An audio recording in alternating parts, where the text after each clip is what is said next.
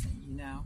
I Know Why the Red Bird Talked is part of the Adventures of Papa Freddy and Grandma Tammy series of books. What the inside sort of looks like. I got this little page here this book belongs to, so you can put your name in it. And here's the flow. Once upon a time, there was a little old man named Papa Freddy and a little old lady named Grandma Tammy, who lived in a house by the sea. Notice the little old lady and the little old man ain't ancient, but they're little old lady and little old man. Kind of familiar to the kids. One day, Papa Freddy dug a great big hole, and Grandma Tammy planted a tree. There's Papa Freddy and Grandma Tammy planting a tree, and that's the dogwood tree behind me.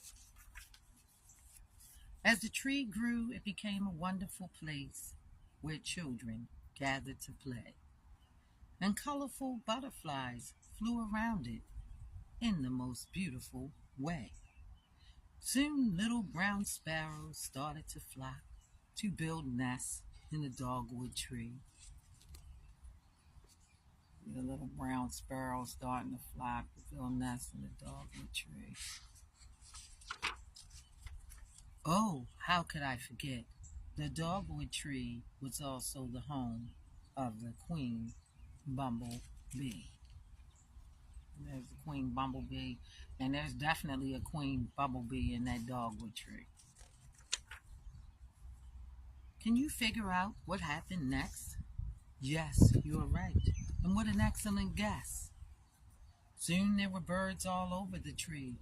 Oh, do not forget the queen bumblebee.